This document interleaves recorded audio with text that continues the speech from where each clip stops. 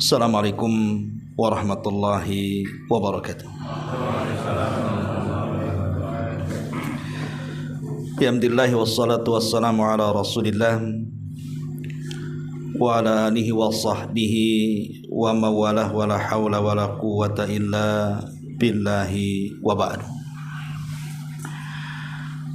Alhamdulillah, di malam hari ini kembali kita berkumpul di rumah Bekam.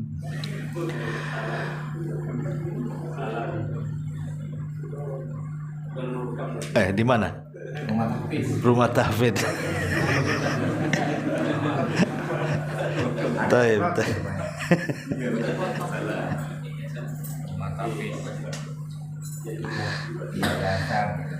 Iya, afwan, salah. Salawat dan juga salam kita hadiahkan kepada Rasul kita Nabi besar Muhammad sallallahu alaihi wasallam. Kita lanjutkan kajian kita, masih membahas tafsir surah An-Nazi'at, dan kita masuk pada ayat ke-15 dan seterusnya. A'udzubillahi minasyaitonirrajim. Bismillahirrahmanirrahim. Hal ataka hadithu Musa idh nadahu rabbuhu bil wadil muqaddasi tuwa idhhab ila fir'auna innahu tagha faqul hal laka ila an tazakka wa ahdiyaka ila rabbika fatahsha fa'arahu al-ayatal kubra fakadzdzaba wa asa thumma adbara yas'a فحشر فنادى فقال أنا ربكم الأعلى فأخذه الله نكال الآخرة والأولى إن في ذلك لعبرة لمن يخشى. Sudahkah sampai kepadamu wahai Muhammad tentang kisah Nabi Allah Musa? Ingatlah ketika Rabbmu menyeru dia Musa di lembah suci, yaitu lembah tua. Pergilah engkau kepada Fir'aun, sungguh dia telah melampaui batas. Lalu katakanlah kepada Fir'aun, adakah keinginanmu untuk mensucikan diri dari kesesatan? Dan aku akan menunjukimu ke jalan Rabbmu agar engkau takut kepadanya. Lalu Musa memperlihatkan mukjizat yang besar kepadanya. Akan tetapi Fir'aun mendustakan kerasulan dan mendurhakai Allah. Kemudian dia berpaling seraya berusaha menentang Nabi Musa. Maka dia mengumpulkan pembesar-pembesarnya, lalu berseru memanggil kaumnya. Dia berkata, akulah Rabbmu yang paling tinggi. Maka Allah menghukumnya dengan azab di akhirat dan siksa di dunia. Sungguh pada yang demikian itu benar-benar terdapat pelajaran bagi orang-orang yang takut kepada Allah subhanahu wa ta'ala. Surah An-Nazi'at ayat 15 sampai 26 ini adalah rangkuman dari kisah Nabi Musa alaihi salatu wassalam dan juga Fir'aun laknatullah alaih. Di sini Allah Subhanahu wa taala mengatakan, hal ataka hadithu Musa.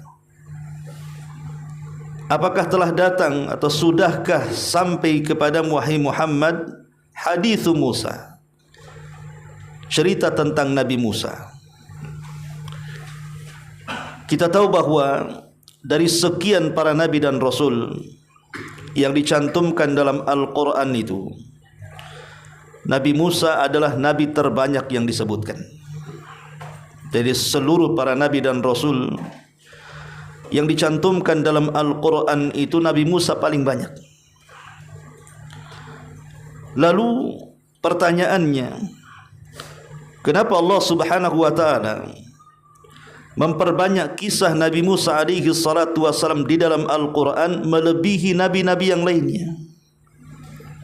Sebagian para ulama tafsir mengatakan hikmahnya adalah Disebutkan karena ada kemiripan besar antara dakwah Nabi Musa alaihi salatu wassalam dengan dakwah Nabi kita Muhammad sallallahu alaihi wasallam fil mihani wal bala, dari segi ujian dan cobaan yang Allah Subhanahu wa taala berikan kepada Nabi Musa dan Rasul kita Muhammad sallallahu alaihi wasallam.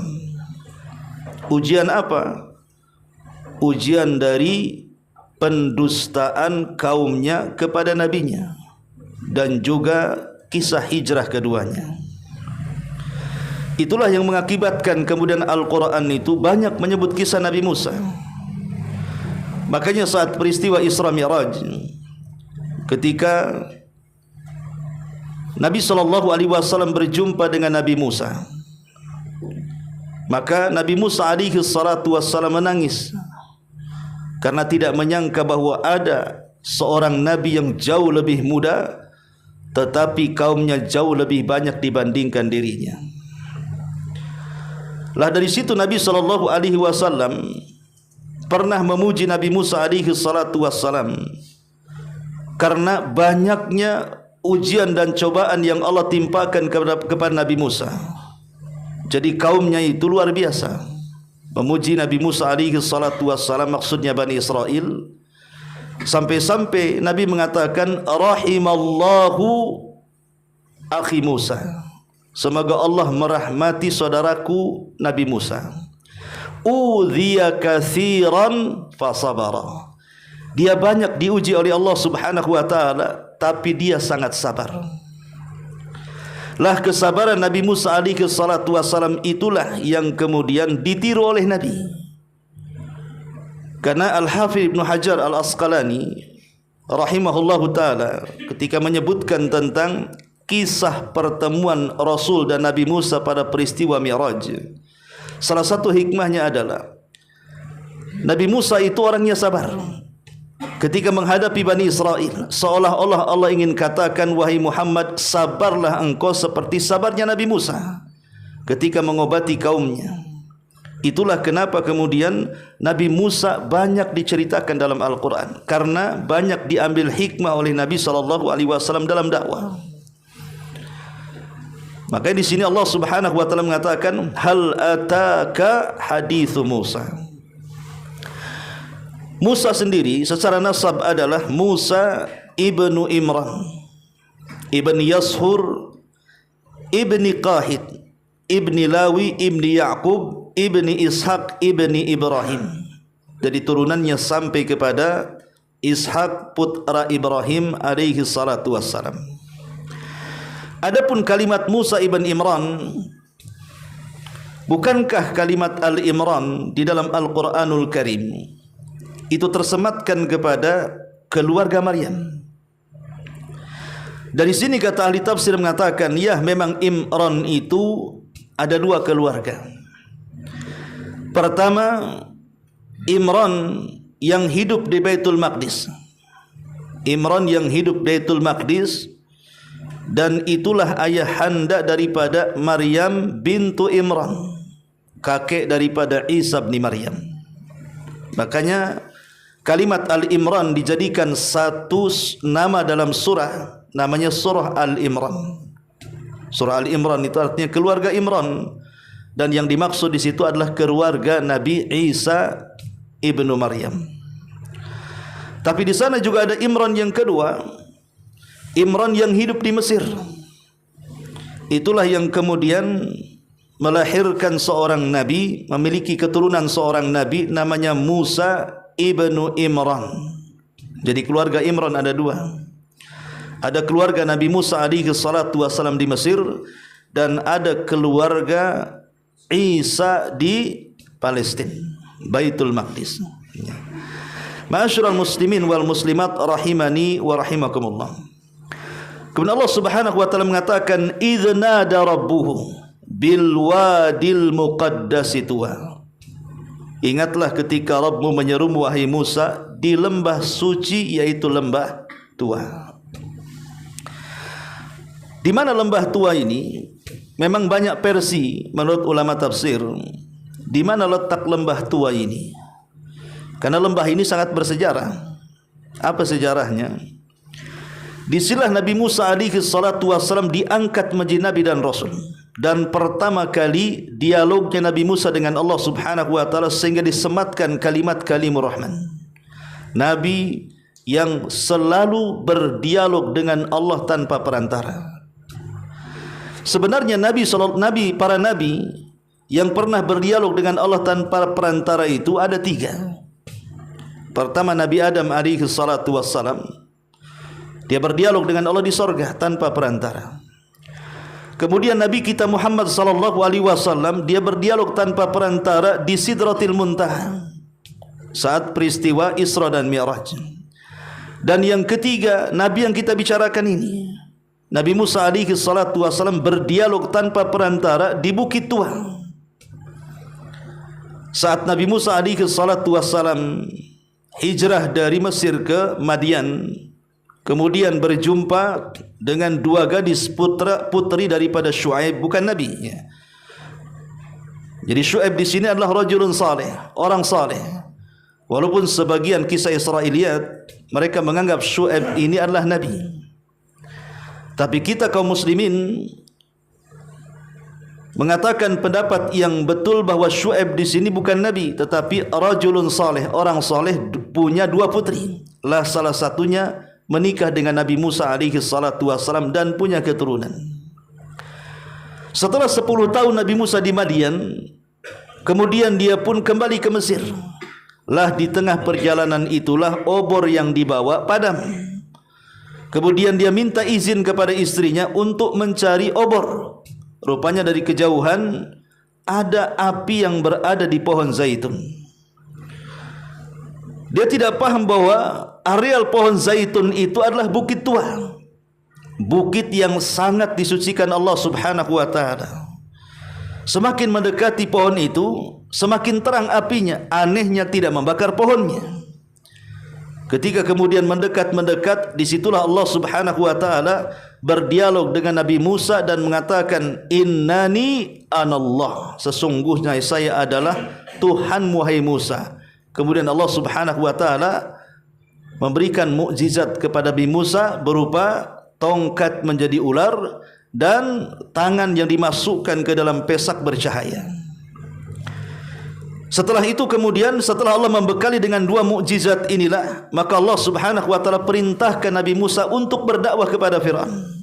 Makanya ayat selanjutnya Allah mengatakan, idhab ila Fir'aun, pergi wahai Musa ke Fir'aun, innahu tagha, karena dia orang yang sangat melampaui batas. Ada yang mengatakan bahwa letak Bukit Tua itu, sebagian ahli tafsir mengatakan bahwa dia terletak di selatan Nablus. Selatan Nablus, di situ ada Tur, maksudnya di Palestina. Jadi letaknya di Palestina, selatan Nablus. Dan ini versi orang-orang Yahudi. Orang-orang Yahudi mengklaim bahwa Bukit Tua itu di selatan Nablus, tepatnya di Palestina. Tapi ada juga yang mengatakan bahwa Bukit Tua itu di barat daya Syam. Di sana ada gunung namanya Gunung Zaitun sekitar Bukit Baitul Maqdis. Ya masih daerah Palestina juga. Tapi yang satu selatan Nablus, tetapi yang satu di barat daya Syam, letaknya di Gunung Zaitun. Ini juga dikuatkan oleh beberapa para ulama.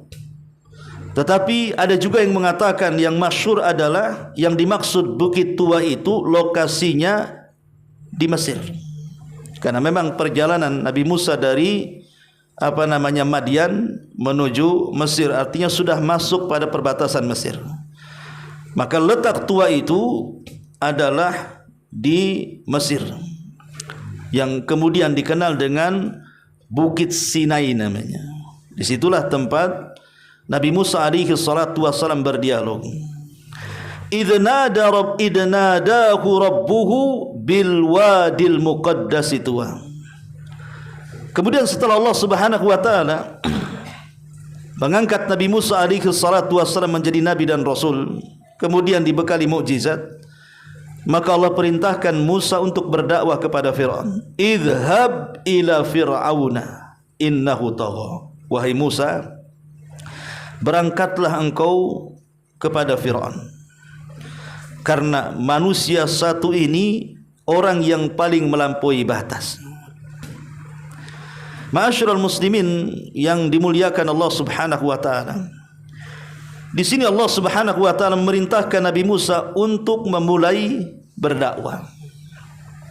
Hikmahnya adalah bahwa Quran ini, saya ulangi, bukan kitab sejarah yang kita nikmati ceritanya, tetapi Quran ini kitab ibrah dan pelajaran dalam kehidupan untuk diambil pelajarannya.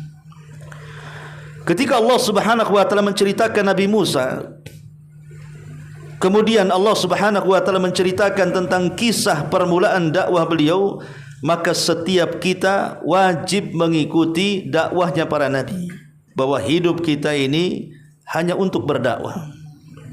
Dakwah itu kan tidak mesti menjadi seorang ustaz. Minimalnya dalam keluarga, seorang orang tua berdakwah kepada anak, suami kepada istri atau sebaliknya, keluarga kepada tetangga, dan begitu seterusnya. Itulah yang diperintahkan Allah Subhanahu wa taala. Nanti kita jelaskan tentang hikmahnya. Kita jelaskan di sini dulu. Allah mengatakan, "Idhhab ila fir'auna innahu tagha. Fakul hal laka ila an tazakka." Nanti sesampainya di hadapan Fir'aun, katakan kepada dia, maksudnya Fir'aun, adakah engkau wahai Fir'aun keinginan untuk membersihkan dirimu dari kesesatan? Sadarlah dari kesesatan. Wa ahdiyaka ila rabbika fatahsya.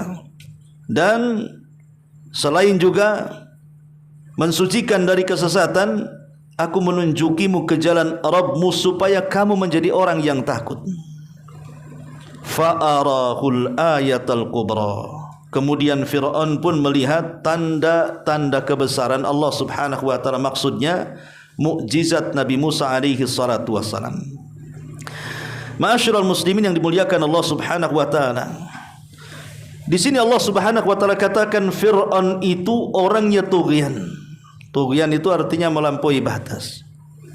Sampai di mana melampaui batas Fir'aun sehingga Allah Subhanahu wa taala katakan innahu tagha? Pertama, Fir'aun ini berhukum bi ghairi ma anzalallah. Dia berhukum dengan selain daripada yang Allah Subhanahu wa taala turunkan. Bahkan menjadikan dirinya ma'bud, sesembahan selain daripada Allah Subhanahu wa taala, dan ini bentuk pelampaui batas yang paling tinggi. Yang paling parah melampaui batasnya Fir'aun karena dia berhukum bukan dengan hukum Allah, dia menganggap dirinya sebagai Tuhan. Makanya dalam ayat yang lain Allah Subhanahu wa taala mengatakan, wa qala fir'aunu ya ayyuhal mala'u ma 'alimtu lakum min ilahin ghairi. Fir'aun mengatakan, wahai para pembesarku, wahai masyarakatku, aku tidak kenal ada Tuhan selain aku, katanya. Maka kezaliman mana lagi yang lebih zalim dibandingkan orang yang mengaku Tuhan? Itulah maka Allah Subhanahu wa taala menyebut Fir'aun itu tagha, melampaui batas, karena dia sudah mengaku dirinya Tuhan, kemudian berhukum dengan hukum selain yang Allah Subhanahu wa taala turunkan. Ini yang pertama. Yang kedua, Fir'aun ini di antara bentuk tughyannya, melampaui batasnya, dia terlalu sombong dengan kekayaan dan kekuatan dan kerajaan yang ia miliki. Dia terlalu sombong, seolah-olah dia orang yang paling kaya, seolah-olah dia orang yang paling kuat, seolah-olah dia orang yang paling kuasa. Dan itu digambarkan dalam Al-Quran dalam surah Az-Zuhruf 51. Wa nada fir'aunu fi qaumihi. Dan Fir'aun pun menyeru kepada kaumnya. Qala, dia mengatakan, ya qaumi alaysa li mulku Misra. Wahai kaumku, bukankah Mesir ada di genggamanku? Wa hadhil anharu tajri min tahtihi. Wa hadhil anharu tajri min tahti. Dan sungai-sungai yang ada di Mesir ini semua berjalan di bawah kakiku. Afala tubsirun, tidakkah kau melihatnya? Ucapan Fir'aun ini menunjukkan tentang kecongkakan, tentang kesombongan, seolah-olah harta-harta dia, seolah-olah kekuatan-kekuatan dia, seolah kekuasaan-kekuasaan dia. Maka siapapun yang menyombongkan dengan harta, kekuatan dan juga kekuasaan, maka tidak sama saja anda dengan Fir'aun yang disebutkan dalam Quran ini. Dan Fir'aun di zaman sekarang banyak. Ya, mereka sombong dengan kekayaan, sombong dengan kekuatan, dan sombong dengan kerajaan. Itu adalah Fir'aun. Itulah bentuk melampaui batasnya Fir'aun. Yang ketiga, Fir'aun ini dia mengingkari perkara-perkara yang gaib. Jadi ketika Nabi Musa alaihi salatu wassalam datang dengan membawa tauhid, kemudian juga mengingatkan tentang ada hari setelah kematian, bahwa akan ada pertanggungjawaban di hadapan Allah Subhanahu wa taala karena melampaui batasnya, dia mengingkari. Dia mengingkari hal itu. Makanya Allah Subhanahu wa taala menggambarkan dalam surah Al-Imran ayat 10 sampai 11-nya, innal ladzina kafaru lan tughniya anhum amwaluhum wala auladuhum minallahi syai'a wa ulaika hum waqudun nar. Sesungguhnya orang-orang kafir pada hari kiamat tidak akan bermanfaat bagi mereka harta mereka, tidak akan bermanfaat anak-anak mereka dari Allah sedikit pun, karena mereka akan menjadi kayu bakar neraka. Kemudian Allah mengatakan kadabi ali fir'auna, seperti yang dilakukan oleh Fir'aun dan orang-orangnya. Walladzina min qablihim, dan orang-orang sebelum mereka, kadzabu bi ayatina, mereka mendustakan dengan ayat-ayat kami. Fa akhadahumullahu bidzunubihim, maka Allah siksa mereka karena dosa yang mereka lakukan. Di sini setelah Allah Subhanahu wa taala menceritakan tentang kondisi hari kiamat, kondisi setelah kematian, bahwa orang-orang kafir di hadapan Allah itu, sekalipun ketika di dunia mereka kaya raya, kekayaan mereka tidak ada manfaat di hadapan Allah kelak pada hari kiamat. Sekalipun mereka memiliki keturunan yang sukses sekalipun, di hadapan Allah tidak ada manfaatnya anak-anak mereka itu sama sekali. Kemudian Allah Subhanahu wa taala mencontohkan seperti Fir'aun dan juga orang-orangnya. Dari sini kita tahu bahwa di antara bentuk melampaui batasnya Fir'aun karena dia mengingkari perkara-perkara gaib. Dia tidak yakin ada kehidupan setelah kematian. Itulah bentuk tughyannya dia. Ini yang ketiga. Yang keempat, Fir'aun ini mendustakan ayat-ayat Allah, memusuhi Rasul dan para duat serta wali-wali Allah Subhanahu wa taala. Dan itu digambarkan di dalam surah Yunus ayat 75 sampai 77.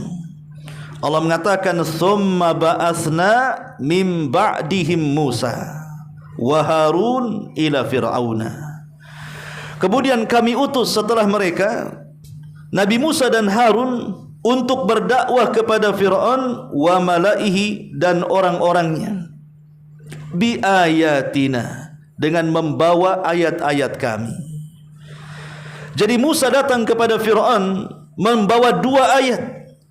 Pertama ayat kauni, berbentuk mukjizat yang bisa dilihat, tongkat menjadi ular, kemudian juga tangan bisa bercahaya, dan banyak lagi mukjizat yang 9 itu. Kemudian ayat-ayat syar'i, di mana Musa pun diturunkan kitab langit untuk menjadi bukti bahwa dia seorang nabi dan rasul dan mendakwahkan tauhid. Tetapi apa yang terjadi? Allah katakan fastakbaru wa kanu qauman mujrimin. Tapi mereka sombong dan mereka termasuk kaum yang penuh dengan berlumuran dosa. Dari sini tughyan yang keempat adalah si Fir'aun ini suka mendustakan ayat-ayat Allah, memusuhi nabinya karena tidak menerima Nabi Musa alaihi salatu wassalam dan juga Harun yang datang kepadanya. Dan ini bentuk melampaui batas. Inilah rangkuman kalimat tagha di dalam Al-Quran. 4 perkara inilah yang kemudian Allah katakan idhab ila fir'auna innahu tagha. Dia si Fir'aun itu orang yang sangat melampaui batas. Ma'asyiral muslimin wal muslimat rahimani wa rahimakumullah. Kemudian Allah Subhanahu wa taala mengatakan, "Faqul hallaka ila an tazakka." Katakan kepada si Fir'aun itu, hallaka ila an tazakka. Adakah keinginan wahai Fir'aun untuk membersihkan dirimu dari kesesatan? Maksudnya kesesatan di sinilah kesyirikan. Karena Fir'aun mengaku Tuhan masalahnya. Wa ahdiyaka ila rabbika fatahsha, dan aku akan menunjukimu ke jalan Rabbmu agar engkau takut. Ma'asyiral muslimin yang dimuliakan Allah Subhanahu wa taala, kita tahu bahwa rangkuman dakwah para nabi itu 3. Semua para nabi ketika berdakwah itu kepada 3 perkara. Yang pertama, tauhidul aqidati lillah, mentauhidkan keyakinan hanya kepada Allah, mengesahkan tauhid hanya untuk Allah Subhanahu wa taala. Dan itu disyaratkan dalam surah Thaha ayat 14. Innani anallah la ilaha illa ana fa'budni.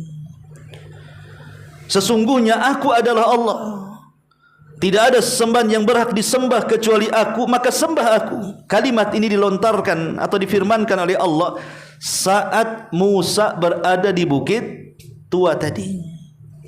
Jadi Allah Subhanahu wa taala bicara di balik pohon zaitun yang berapi tadi. Di situ Allah Subhanahu wa taala mengatakan, innani anallah. Hei Musa, aku adalah Allah Tuhanmu. La ilaha illa ana. Tidak ada sembahan yang berhak disembah kecuali aku. Fa'budni, sembahlah aku. Berarti tugas Nabi Musa dalam berdakwah apa? Mentauhidkan akidah hanya kepada Allah. Mentauhidkan akidah hanya kepada Allah. Ini yang pertama. Kemudian yang kedua, tauhidul ibadati lillah, mentauhidkan ibadah hanya kepada Allah. Jadi bukan hanya keyakinan tapi juga amalan. Dan itu disyaratkan dalam surah Thaha 14-nya ketika dialognya Allah dengan Nabi Musa, wa aqimis salata lidzikri. Wahai Musa, tegakkan salat untuk apa? Untuk mengingat aku satu-satunya. Ini disebut tauhidul ibadah namanya. Mentauhidkan ibadah hanya kepada Allah Subhanahu wa taala. Kemudian yang ketiga, al-imanu bil yaumil akhir. Beriman dengan adanya hari akhir. Dan itu disebutkan dalam surah Thaha ayat 15-nya, masih dalam rangkuman kisah Nabi Musa, innas sa'ata atiyatun akadu ukhfiha litujza kullu nafsin ma tas'a. Sesungguhnya hari kiamat itu telah dekat. Inilah rangkuman, bukan hanya Nabi Musa saja berdakwah kepada Fir'aun, tapi semua para nabi mendakwahkan 3 poin ini. Mentauhidkan akidah, mentauhidkan ibadah, dan menanamkan keyakinan manusia bahwa ada kehidupan setelah kematian. Dan 3-tiganya adalah sebuah keyakinan. Itulah yang kemudian diisyaratkan di dalam Al-Quran, walaqad ba'atsna fi kulli ummatir rasulan an i'budullaha wajtanibut taghut. Dan tidaklah kami utus pada tiap-tiap umat ini seorang rasul, di mana tugasnya sembahlah Allah, artinya esakan Allah. Esakan Allah dalam akidah, esakan Allah dalam ibadah, dan yakini bahwa ada kehidupan setelah kematian sebagai bentuk balasannya. Semua para nabi seperti itu, mendakwahkan tauhid. Maka sebagai tugas kita yang mengikuti dakwah para nabi, dan kita memiliki nabi akhiruz zaman, Nabi SAW, maka kita pun harus mengikuti dakwah nabi kita. Dan saya kira semua agenda para nabi seperti itu, mentauhidkan Allah dengan cara mengesahkan Allah, kemudian mengikhlaskan ibadah hanya kepada Allah, dan mengajak manusia untuk yakin ada kehidupan setelah kematian. Ma'asyiral muslimin yang dimuliakan Allah Subhanahu wa taala, baru setelah 3 poin ini maka bercabanglah dakwah-dakwah yang lainnya. Intinya bahwa dakwah itu porosnya tauhid. Poros dakwah itu adalah tauhid. Karena Al-Quran itu semua diturunkan untuk mentauhidkan Allah. Diutusnya para nabi dan rasul yang begitu banyak kepada manusia pun dakwah mereka hanya mentauhidkan Allah. Sampai disyariatkan jihad sekalipun. Kenapa sampai ada perang? Menumpahkan darah ke sana kemari. Tidaklah disyariatkan jihad pun kecuali karena tauhid. Bahkan Allah menciptakan langit dan bumi dan alam semesta juga karena tauhid. Sebagaimana diungkapkan oleh Imam Ibnul Qayyim rahimahullahu taala. Ma'asyiral muslimin yang dimuliakan Allah Subhanahu wa taala, di sini ketika Allah perintahkan kepada Nabi Musa untuk berdakwah kepada Firaun, halaka ila antazakka wa ahdiyaka ila rabbika fatasha. Adakah keinginanmu untuk membersihkan dirimu? Dakwah itu ada dua macam. Di sini ada faedah yang sangat bagus sekali. Dakwah yang baik itu ada dua macam. Pertama, at-tazkiyah, dan yang kedua at-tarbiyah. Di sini Allah Subhanahu wa taala mengajarkan kepada kita dari kisah Nabi Musa bahwa Nabi Musa alaihi salatu wasallam ketika berdakwah kepada Firaun itu yang disentuh adalah hatinya. Tazkiyah, tazkiyatun nafsi. Karena memang hati inilah yang menentukan seluruh anggota badan kita. Kalau hati bersih, maka semua anggota badan kita akan bersih. Tapi kalau hati kotor, jangan sangka amalan badan diterima oleh Allah. Tidak akan diterima. Karena poros amal itu ada di hati. Bukankah Nabi SAW mengatakan innamal a'malu binniyat, sesungguhnya amal apapun itu tergantung kepada niat, dan niat itu ada di hati.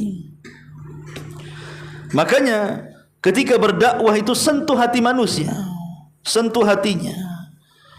Ketika Nabi SAW diajarkan oleh Allah Subhanahu wa taala, seandainya engkau faddan ghalidhal qalbi lan faddu min haulik, kalau engkau keras dalam dakwah wahai Muhammad, kau kasar dalam dakwahmu, artinya tidak menyentuh hati manusia, manusia akan lari dari dakwahmu. Makanya di ayat yang lain ketika Allah Subhanahu wa taala memerintahkan kepada Nabi Musa alaihi salatu wasallam untuk berdakwah, apa kata Allah Subhanahu wa taala? Idhhab ila fir'auna innahu tagha faqula lahu qawlan layyinan la'allahu yatadzakkar aw yahsha. Pergilah kepada Fir'aun, sesungguhnya dia melampaui batas. Katakan kepada Fir'aun wahai Musa dan Harun, qawlan layyinan, ucapan yang indah, ucapan yang santun. Bayangkan, saya kira orang-orang yang kita dakwahi itu tidak sekejam Fir'aun. Antum pernah berdakwah kepada orang yang sekejam Fir'aun? Saya kira antum tidak akan mendapatinya. Cukuplah Fir'aun satu-satunya di dunia ini. Tetapi bagaimana Allah Subhanahu wa taala memerintahkan kepada Nabi Musa sekelas Fir'aun saja dalam berdakwah disuruh lembut, supaya tersentuh hatinya, kan gitu. Karena hati itulah yang menggerakkan badan. Kalau hati menerima, maka badan pasti menerimanya. Makanya ini pelajaran bahwa ketika berdakwah itu adalah at-tazkiyah, membersihkan jiwa orang dulu. Baru kedua, wa ahdiyaka ila rabbika fatahsha. Baru setelah bersih hatinya, baru namanya tarbiyah. Baru kita tarbiyah, kita didik mereka, kita arahkan. Kalau hati sudah menerima, badan mau diarahkan kemana saja bisa.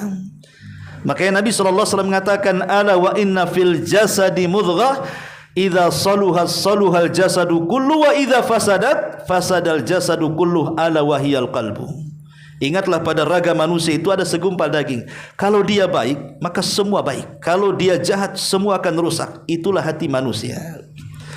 Maka pandai-pandailah mengajak manusia dalam berdakwah, santunlah dalam bicara, sentuh hatinya.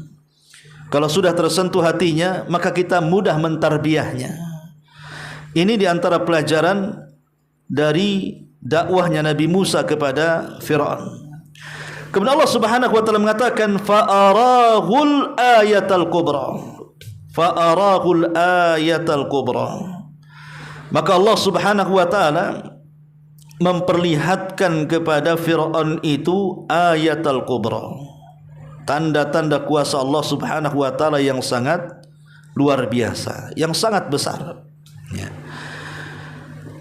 Di dalam Al-Quran, tepatnya dalam surah Al-Isra ayat 101, Allah mengatakan walaqad atayna Musa tis'a ayatin bayyinatin, dan sesungguhnya kami telah menganugerahi kepada Musa 9 buah mukjizat.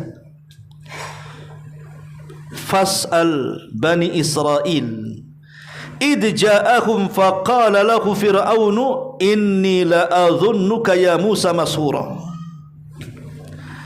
Dan sungguh kami telah memberikan kepada Musa 9 mukjizat yang nyata. Maka tanyakanlah kepada Bani Israel tatkala Musa datang kepada mereka, lalu Fir'aun berkata kepadanya, sungguh aku sangka engkau wahai Musa adalah seorang yang terkena sihir. Kalimat tis'a ayat, 9 mukjizat, itulah yang dianugerahkan kepada Nabi Musa untuk menunjukkan bahwa dia seorang nabi. Karena kan mukjizat itu untuk memperkuat bahwa dia seorang nabi, makanya diberikan mukjizat. Kalau para nabi tidak dibekali oleh mukjizat, sukar sekali dia akan berdakwah. Tapi dengan dibekali mukjizat itu, maka dia bisa mengatakan dirinya nabi. Buktinya apa? Adanya mukjizat.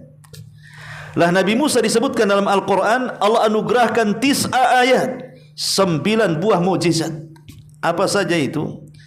Allah Subhanahu wa taala berfirman di dalam surah Al-A'raf ayat 133, fa arsalna alaihimut tufan. Pertama, kami kirim kepada mereka tufan. Ketika Fir'aun ini semakin membangkang dan dia sombong dengan kekuatannya, dengan hartanya, dengan apa yang dimilikinya dari dunia, maka Allah kirim tufan. Kemudian tufan ini meluluhlantakkan seluruh pertanian Mesir, sehingga datang paceklik di mana-mana. Akhirnya bangkrutlah negeri Mesir. Ini yang pertama. Kemudian yang kedua, wal jarad. Dikirim belalang. Belalang di mana-mana. Kemudian wal kummal. Tidak cukup sampai belalang, hilang belalang, datang pula kutu. Kemudian waddafadi wadzafadi, hilang kutu, datang pula katak. Waddam, kemudian hilang katak, datang pula darah. Maksudnya darah di sini air Mesir menjadi darah, sehingga susah untuk mandi, susah untuk minum, karena semua darah. Ya. Kalau Allah mengatakan mufassalatin fastakbaru wa kanu qauma mujrimin. Tetapi dengan adanya mukjizat yang sangat luar biasa ini, mereka sombong. Mereka sombong dan mereka adalah kaum yang berdosa. Ini di luar daripada mukjizat tongkat dan juga mukjizat tangan yang bisa bercahaya. Dan banyak lagi mukjizat Nabi Musa, banyak, bukan 9 mukjizat saja, banyak. Ya. Tapi ini di antara mukjizat yang sangat besar. Makanya Allah Subhanahu wa taala katakan fa'arahu ayatal kubra. Tapi apa yang terjadi? Fakadzdzaba wa asa. Tapi Fir'aun ini memang mendustakan ayat-ayat Allah dan bermaksiat kepada nabinya. Ma'asyiral muslimin wal muslimat rahimani wa rahimakumullah. Ketika Allah mengatakan fakadzdzaba wa asa, bahwa di antara sunnatud dakwah, ikhwan, sunnatud dakwah, tidak semua orang yang antum dakwah itu menerima. Itu sunnah dakwah itu. Ada yang mudah menerima, ada yang sukar menerima, ada juga yang menolak. Namanya dakwah, mengajak manusia. Tugas kita ini sebagaimana Allah katakan kepada Nabi SAW, wa ma 'alaika illal balag. Tidaklah kewajiban engkau Muhammad kecuali hanya menyampaikan saja. Itulah yang disebut dengan hidayatul irsyad. Kita ini hanya menyampaikan hidayatul irsyad. Katakan ini baik, ini tidak baik. Katakan ini tauhid, ini syirik. Ini sunnah, ini bid'ah. Ini taat, ini maksiat. Ini yang hitam, ini yang putih. Tugas kita hanya itu saja. Dan kita tidak bisa memaksa orang untuk masuk ke dalam hidayah. Artinya kita tidak bisa memaksa orang disetir oleh dakwah kita. Karena kewajiban kita ini hanya menyampaikan. Kalau kita sudah bisa menyampaikan kebenaran, itulah suksesi dakwah seorang dai. Bukan mendapatkan banyaknya mad'u, tidak, tetapi berhasil menyampaikan dakwah yang hak. Ketika Nabi SAW diperlihatkan oleh Allah Subhanahu wa taala dalam mimpinya, Nabi SAW melihat ada kaum yang sangat besar sekali. Kemudian Nabi SAW mengatakan, jangan-jangan itu adalah kaumku kelak pada hari kiamat.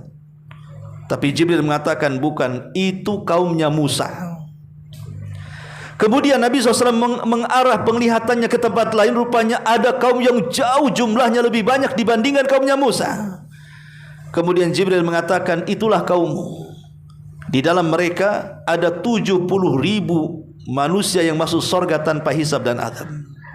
Kemudian kata Rasul, aku pun melihat ada nabi yang pengikutnya cuman 1, ada nabi yang pengikutnya cuman 2, bahkan ada nabi yang tidak ada pengikut sama sekali. Pertanyaannya, lah nabi-nabi yang tidak punya pengikut, atau mungkin pengikutnya 1 atau 2 atau 3, apa kita katakan gagal dalam berdakwah? Mustahil seorang nabi gagal dalam berdakwah. Makanya para ulama mengatakan gagal berhasilnya dalam berdakwah itu bukan banyaknya pengikut, tetapi berhasilnya dia bisa menyampaikan kebenaran. Sampaikan kebenaran. Soal dia terima atau tidak urusan Allah itu. Tapi kan kita sudah mengurangi beban kita, bahwa kita sudah menyampaikan risalah Allah kepada manusia. Dan inti risalah Allah adalah menyampaikan tauhid. Dan sifat dakwah ketika menyampaikan tauhid itu, mesti ada orang-orang yang akan mendustakan dakwah kita. Seperti Fir'aun, fakadzdzaba wa asa. Fakadzdzaba wa asa, karena berat mendakwakan tauhid, ikhwan. Antum akan dituduh macam-macam. Kalau mendakwahkan dakwah tauhid, apalagi di tengah-tengah umat yang sudah menyebar kesyirikan di mana-mana, akan sulit dan antum akan mendapatkan tuduhan macam-macam. Nabi Musa saja dikatakan Fir'aun, wa inni la'adhunnuka maskhura. Ya, jangan-jangan engkau ini orang terkena sihir, katanya. Atau mungkin dituduh penyihir seperti Nabi SAW. Kemudian Allah Subhanahu wa taala mengatakan, "Tsumma adbara yas'a." Tsumma adbara yas'a. Kemudian setelah dia mendustakan dan juga mendurhakai Allah Subhanahu wa taala, dia pun berpaling, kemudian berusaha menentang Nabi Musa. Apa yang terjadi? Fahasyara fanada. Penentangannya luar biasa. Dia kumpulkan seluruh pembesar-pembesarnya. Untuk apa? Menyerang Nabi Musa.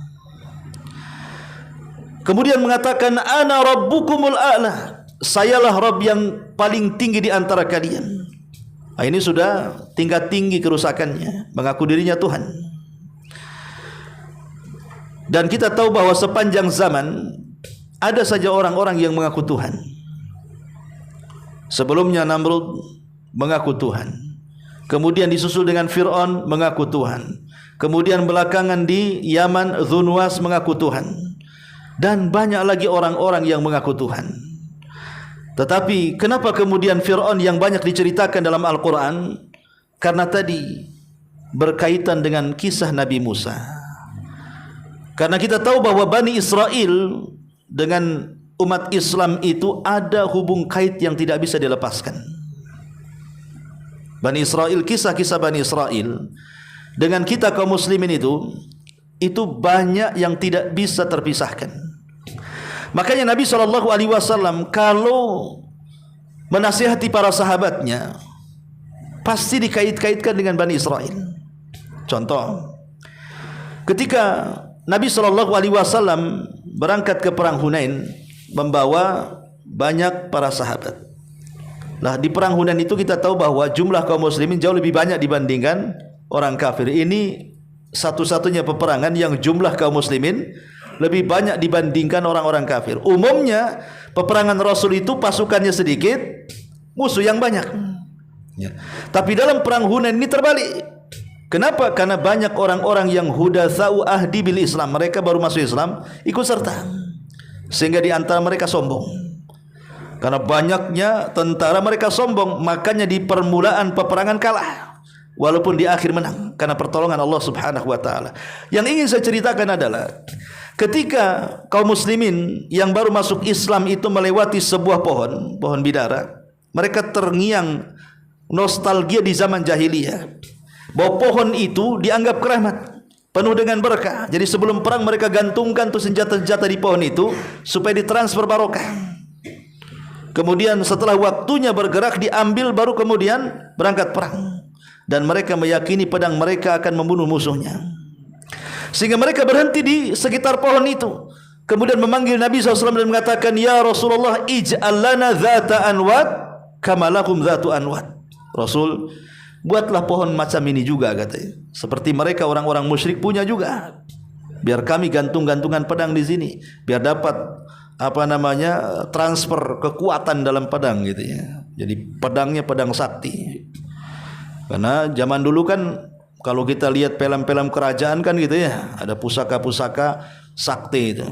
Ya, apalagi zaman-zaman dulu Majapahit gitu ya. Itu mesti itu. Ya, pedang pusendok tuh apa namanya itu. Ya. Jadi Nabi SAW marah ketika itu. Kenapa? Karena ini pintu menuju kesyirikan. Kata Nabi SAW, Allahu Akbar. Ucapan kalian persis seperti ucapan Bani Israel. Lihat, Rasul mengaitkan kaum muslimin dengan Bani Israel. Ya.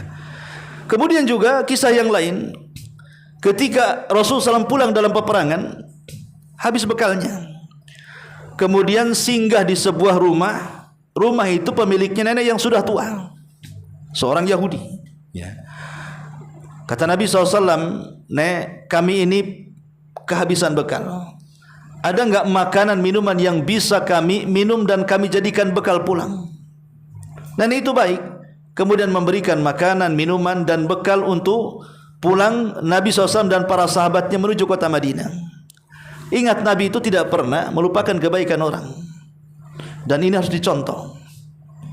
Nabi itu punya sifat tidak melupakan kebaikan orang. Lah ketika itu Nabi bertanya kepada nenek tua ini, "Nek, engkau sudah berbuat baik kepadaku. Kira-kira sepulangnya aku ke kota Madinah, aku akan bayar hutangku kepadamu. Kau ingin apa? Kami akan antar kepadamu." Kata si nenek tua ini, "Maka berikanlah kepadaku seekor anjing. Berikan kepadaku seekor anjing supaya anjing ini bisa menjaga kambing-kambingku.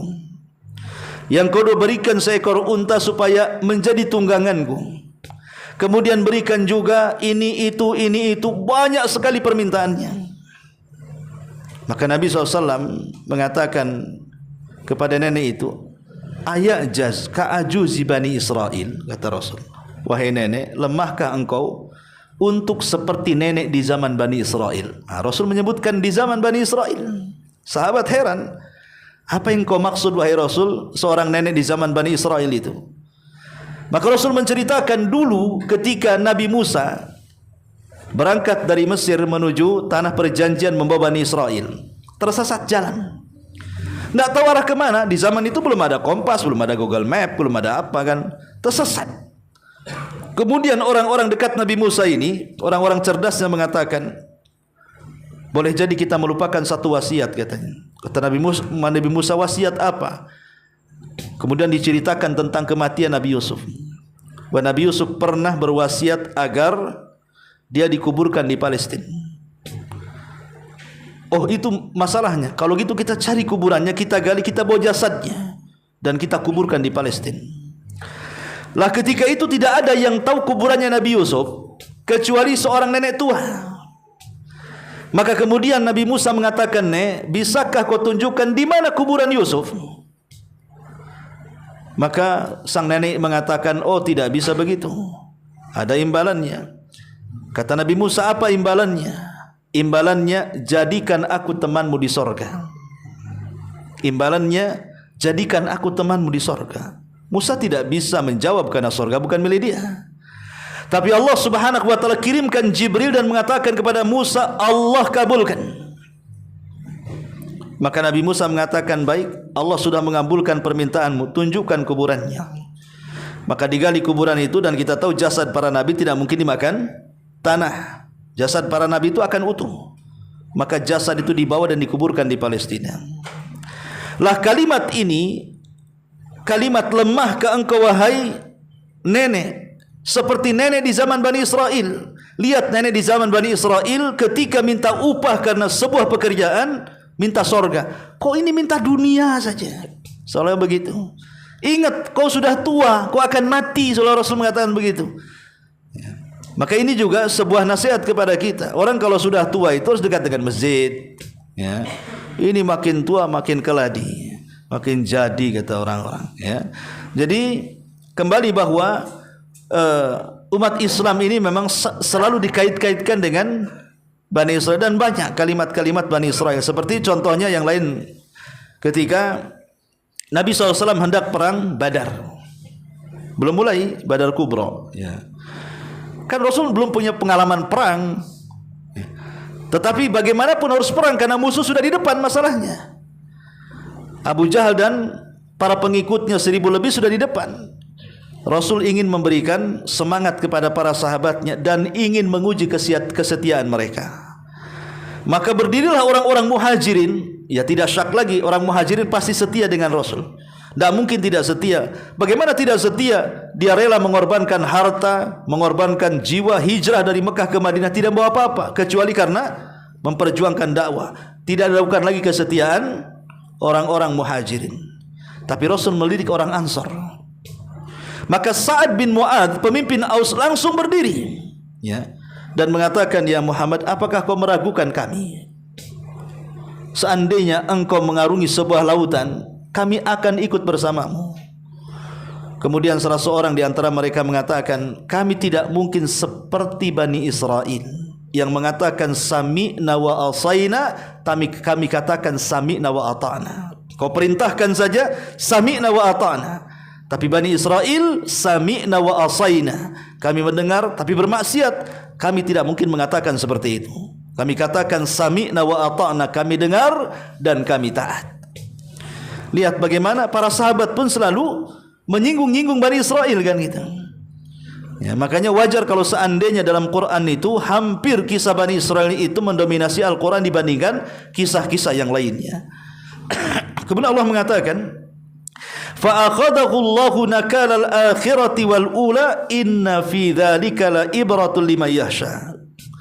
Ketika kemudian Fir'aun pun terlampau kejam mengaku dirinya Tuhan, maka Allah Subhanahu wa taala ingin buktikan bahwa dia bukan Tuhan. Dengan cara apa? فَأَخَذَهُ اللَّهُ نَكَالَ الْآخِرَةِ وَالْأُولَى. Allah menghukum Nabi Musa, Allah menghukum Fir'aun dengan azab pertama di akhirat dan sebelumnya siksa dunia. Sesungguhnya pada yang demikian itu benar-benar sebuah pelajaran bagi orang-orang yang mau berfikir. Ma'asyiral muslimin yang dimuliakan Allah Subhanahu wa taala, kita tahu bahwa ma'ruf kisahnya kematian Fir'aun. Bahwa saat Nabi Musa alaihi salatu wassalam menampakkan mukjizatnya dengan memukulkan tongkat ke lautan, ke Laut Merah itu, kemudian membuat 12 jalan, karena memang 12 kabilah, 12 jalan kan itu ya. Kemudian Fir'aun datang, penyusul Nabi Musa. Ketika Musa dan Bani Israel sudah di ujung, rupanya Fir'aun di tengah-tengahnya. Disitulah Allah Subhanahu wa taala perintahkan Musa untuk memukulkan tongkatnya kembali. Maka menyatulah lautan yang menjadi jalan menjadi ombak yang besar. Disitulah Allah tenggelamkan Fir'aun. Disebutkan dalam sebuah hadis, ya, di mana Nabi SAW mengatakan ketika Fir'aun sempat mengucapkan kalimat amantu bima amanat bihi Banu Israel, aku beriman persis seperti apa yang diimani Bani Israel, maka Jibril datang, kemudian masuk ke dalam dasar lautan mengambil tanah hitam, kemudian naik dan menyumpel mulut si Fir'aun. Kata Jibril kepada Nabi SAW, kulakukan karena aku takut dia dapat rahmat. Orang seperti dia tidak layak dapat rahmat. Dari sini menunjukkan bahwa orang yang nafasnya sampai di tenggorokan, maka tidak ada pintu tobat bagi dia. Kalau sudah nyawa di sini, nggak ada lagi pintu tobat. Walaupun dia bisa bicara, saya beriman, saya bertobat. Karena kalau nyawa sudah di tenggorokan itu tidak mungkin balik ke badan, pasti keluar. Hatta idza balagatit taraqi wa qila man rab. Kalau jiwa sudah sampai di tenggorokan, ruh sudah sampai di tenggorokan, wa qila man rab, dikatakan siapa yang bisa meruqyah dia, maksudnya mengobati supaya dikembalikan, ya tidak bisa, pasti dia mati. Ya. Inilah rangkuman daripada kisah Nabi Musa dan Fir'aun. Tapi di sini ada sebuah faedah tentang bagaimana upaya dakwah yang dilakukan Nabi Musa alaihi salatu wassalam kepada Fir'aun. Dakwah ini adalah muhimmatul anbiya. Maksudnya pekerjaan para nabi. Dakwah itu pekerjaan para nabi. Dan pekerjaan para nabi ini harus kita ikuti. Makanya siapapun yang mengikuti pekerjaan para nabi, Allah akan anugerahkan berbagai macam keutamaan. Kalau antum berdakwah, maka Allah anugerahkan banyak keutamaan bagi orang-orang yang mau berdakwah. Pertama, dakwah itu adalah ahsanu kalimatin tuqalu fil ardi. Dakwah itu adalah ucapan terbaik yang diucapkan di kolong langit. Kalimat terbaik, suara terindah, itulah dakwah. Terkadang ada orang-orang terpukau dengan nyanyian-nyanyian karena suaranya merdu, suaranya indah, bisa terlena, bahkan tertidur kan begitu. Karena telinga mereka adalah telinga-telinga fasik. Telinga orang-orang fasik ya seperti itu. Tapi telinga orang-orang yang beriman tidak menganggap bahwa lantunan-lantunan lagu dan begitu seterusnya itu bukan sebuah yang indah di telinga mereka, bahkan mengotorinya. Tapi orang-orang yang beriman bahwa suara terindah di telinga mereka adalah suara seruan dakwah ilallah. Maka siapapun yang berdakwah kepada Allah, maka Allah mengatakan waman ahsanu qaulan mimman da'a ilallah. Dalam surah Fussilat ayat 33, siapa lagi yang lebih indah suaranya, kata Allah, dibandingkan orang yang menyeru manusia ke jalan Allah. Yang kedua, dakwah ini menyebabkan masuknya kita atau memendamkan kita ke dalam rahmat Allah yang luas. Semua manusia perlu rahmat, ikhwan. Karena tidak ada yang bisa masuk surga kecuali karena rahmat Allah. Sehebat apapun antum beramal di dunia ini tidak bisa membeli surga. Lalu kenapa kita bisa masuk surga? Pertama karena rahmat Allah, dan rahmat tidak mungkin diraih kecuali dengan amal. Lah dakwah ini salah satu perkara yang bisa memasukkan kita atau memandamkan kita ke dalam rahmat Allah yang luas. Allah mengatakan di dalam surah At-Taubah 71, wal mu'minuna wal mu'minat ba'duhum awliya'u ba'din ya'muruna bil ma'rufi wa yanhauna 'anil munkar wa yuqimuna as-salata wa yu'tuna az-zakata wa yuti'una Allah wa rasulahu ulaika sayarhamuhumullahu innallaha azizun hakim. Ketika Allah mengatakan orang-orang yang beriman laki-laki dan orang-orang yang beriman perempuan, sebagian mereka dengan yang lainnya adalah wali, penolong. Mereka memerintahkan manusia kepada yang baik, mencegah dari yang mungkar, melaksanakan salat, menunaikan zakat, taat kepada Allah dan Rasulnya. Mereka lah orang-orang yang akan diberikan rahmat. Ketika bagiannya wa ya'muruna bil ma'ruf wa yanhauna 'anil munkar, ini kan dakwah artinya. Nah di situ Allah mengatakan mereka akan diberikan rahmat. Maka beruntunglah orang-orang yang dakwah itu jadikan profesinya, karena Allah akan berikan rahmat kepada dia. Yang ketiga, dakwah ini sababu biqa'il khairiyati fi hadil ummah, sebab tertetapnya sebuah kebaikan kepada umat. Kalau sudah tidak ada pendakwah, tidak ada ustaz, tidak ada kiai, saya pastikan dunia rusak. Siapa yang akan mencegah manusia dari kemungkaran? Siapa yang akan mencegah manusia dari kesyirikan? Siapa yang mencegah manusia dari perkara-perkara baru dalam agama? Siapa yang akan mencegah manusia dari kebatilan? Kalau semua orang diam, dunia ini pasti rusak. Tapi selama ada orang yang berdakwah, dipastikan kebaikan itu akan tetap di permukaan bumi.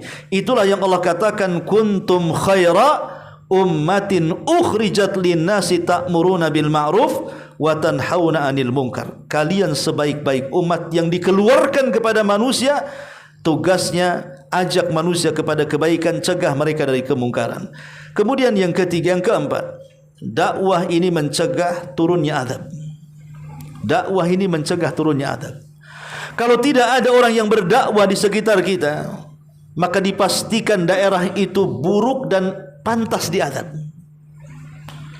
Makanya ketika Nabi mempermisalkan orang-orang yang mengingkari kemungkaran dengan orang-orang yang diam dari kemungkaran, Rasul mempermisalkan seperti perahu yang memiliki lantai dua, lantai satu dan lantai dua.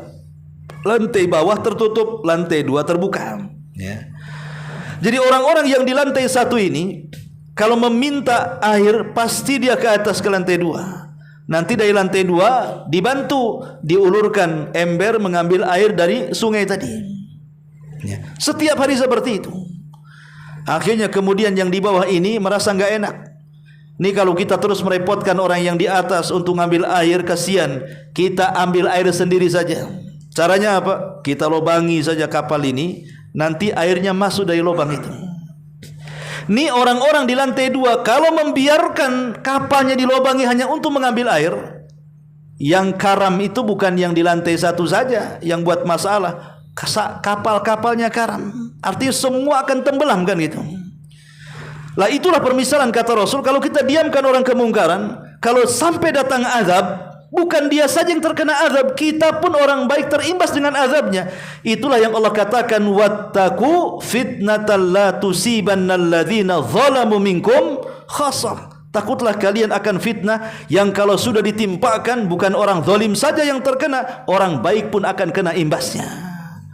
Maka kalau kita membiarkan kemungkaran, kalau datang azab Allah, datang tsunami, datang puting beliung, datang banjir, datang gunung meletus, bukan hanya orang jahat saja yang mati, orang-orang baik pun akan terkena mati di situ. Maka kalau ingin tidak turun azab, perbanyaklah kadar-kadar dai yang memerintahkan kepada kebaikan dan mencegah kepada kemungkaran. Kemudian dakwah juga adalah sebab nailu azimil ujur wa taqsirul hasanat. Sebab terbesar kita ini mudah mendapatkan pahala, bahkan pahalanya banyak sekali. Makanya ada istilah kalau dalam ilmu bisnis itu, ilmu namanya multi level marketing. Tapi kalau dalam berdakwah itu namanya multi level pahala. Semakin banyak kita ngajak, semakin banyak pahalanya. Ya, umpamanya saya ajarkan satu orang membaca Fatihah, kemudian orang ini mengajarkan bacaan Fatihah kepada orang, kemudian orang ini mengajarkan Fatihah kepada orang lagi, sampai akhir terus seperti itu. Dapatlah 100-200 orang, maka dari 200 orang itu akan kembali yang ke pertama yang mengajarkannya. Makanya minimalnya kalau antum mendidik anak antum, dipesantrenkan, akhirnya jadi hafal Quran, kemudian dia juga bisa menguasai ilmu-ilmu yang lain, akhirnya jadi pendakwah, menyadarkan ribuan manusia. Mungkin kita seorang bapak tidak tahu menahu, mungkin anaknya lebih cerdas, tapi karena bapak yang mengarahkannya, ibu yang mengarahkannya sehingga dia jadi cerdas, maka ribuan mad'unya sebanyak itu pahalanya akan dikembalikan kepada orang yang pertama mendidiknya. Itulah makanya betapa besarnya pendidikan anak. Guru-guru di sekolah, mau TK, mau SD, ya, mau pesantren, kalau seandainya kemudian orang yang dididik itu kelak menjadi orang besar, menjadi pendakwah, akhirnya ribuan orang dapat hidayah, maka itu kembali kepada orang yang pertama yang mendidiknya. Ya guru-guru itulah. Ya, murid. Makanya kenapa dahulu ada seorang imam namanya A'mash. A'mash ini ulama dunia, ikhwan. Ulama besar A'mash ini. Satu dunia belajar sama dia, ulama hadis.